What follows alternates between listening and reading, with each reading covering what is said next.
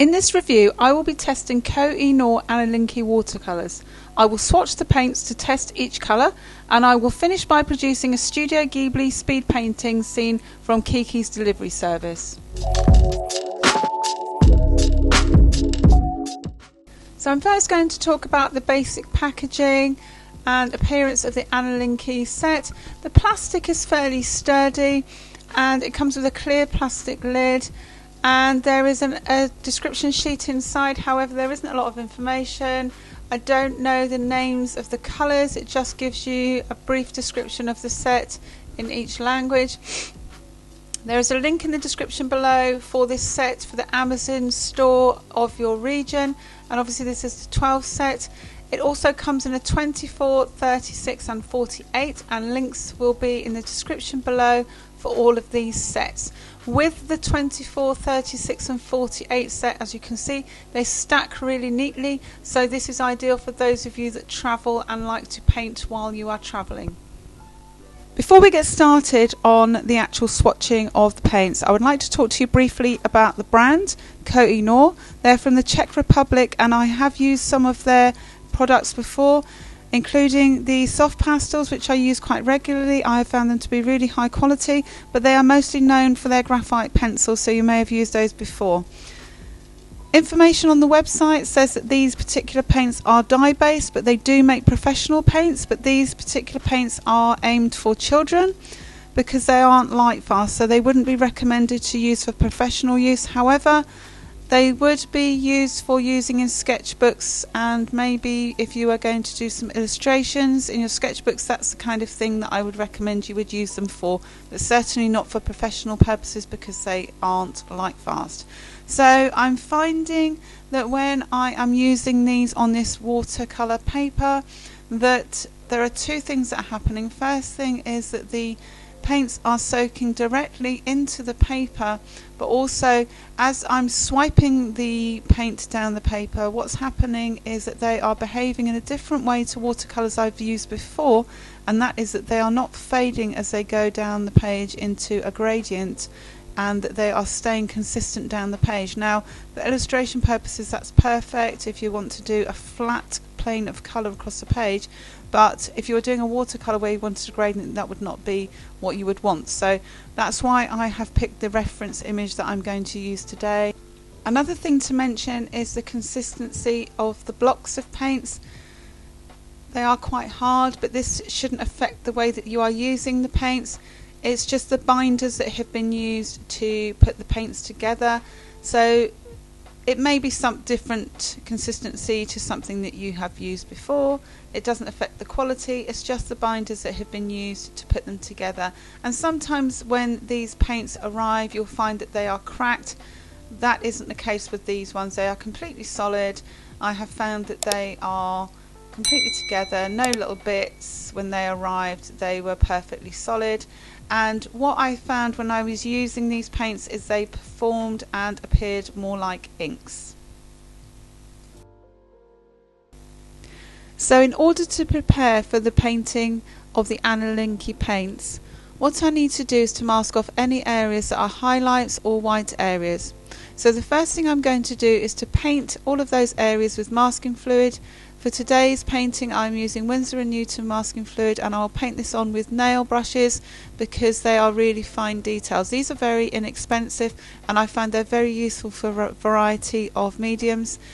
I have links to all of the resources that I've used in today's painting in the description below, and to several different clips that I think you may find useful, plus a list of supplies that I use in all of my clips in the description below.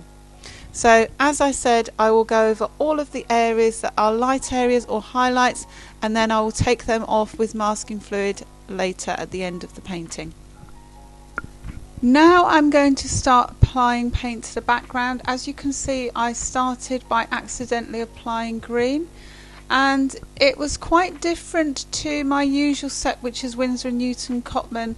I would ordinarily be able to just get some paper towel and blot that away, but with this set the colour, because it's dye based, soaked straight into the paper. So this is something that you need to be mindful of, that this paint is very vibrant and it will soak straight into the paper. The benefits of this is, because it's bright and vibrant, it is very good for illustration. I always start with painting the background first, so I started by painting the sky and the sea of this scene. So I decided to go for the bright blue. As I said earlier, this watercolour set does not come with the colours listed. I can't speak for the larger sets, the 48 and the 36 and the 24. I am hoping to get the 48 set at some point, so when I do, I will do a review of that and let you know whether that comes with the labelling, because I would like to know what those colours are, and I also would like to experiment with those sets. I am so far impressed with the coverage. I think it's very good. It's a very bold colour, and I think, as I said, it is suitable for some set scenes and some types of artwork.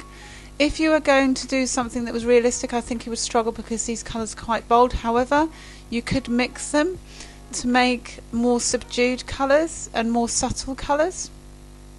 I started by using the colours straight off the blocks, but then when I wanted to diversify and make different colours, what I did was I just put them straight on wet, and they mixed amongst themselves. When it came to doing the hair, I did make a mix of colour, and you will see that later.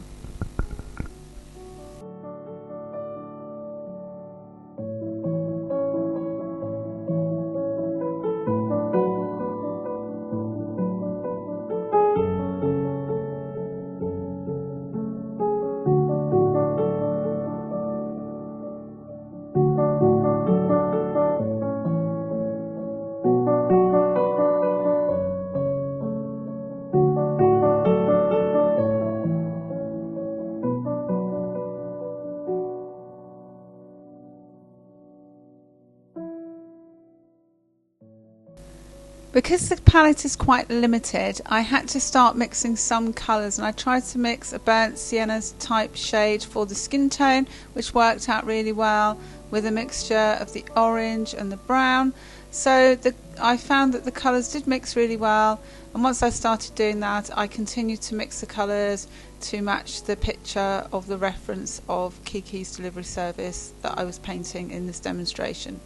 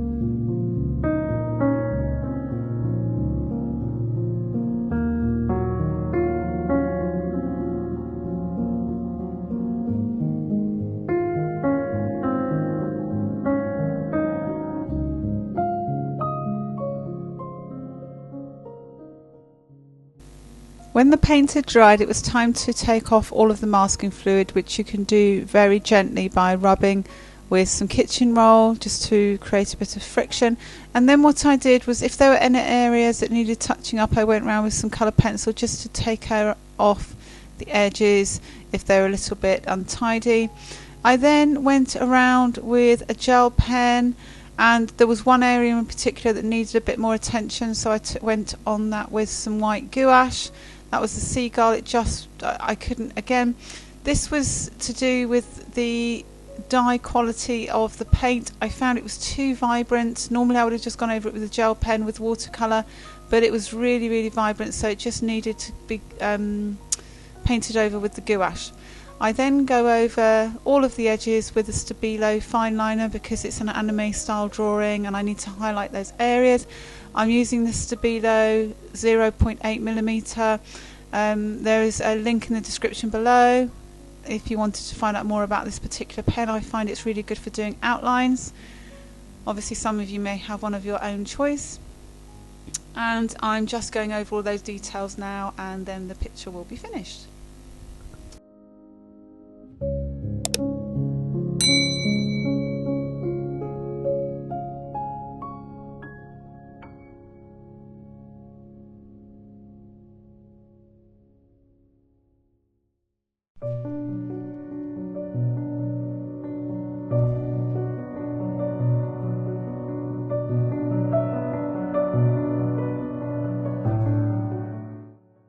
So my concluding points are: who is this set for? Who could buy this set and who could use this set? It would be really good for children, as the official website said. You could use it for colouring books, and certainly you could use it for illustrations. A student, if they were doing illustrations, could use this, as it has really good vibrant colours, and it would be really good for flat planes of tone. However, it would not be good for a professional because it is not light fast. And I would certainly say that it's a good fun set, especially for using in sketchbooks, but not of a professional standard because of that lack of light fast rating. If you would like to learn about the Winsor & Newton Cotman watercolour set, click on the clip above. If you would like to explore the watercolour playlist that has a variety of skills based clips, then click on the link below. See you on the next one.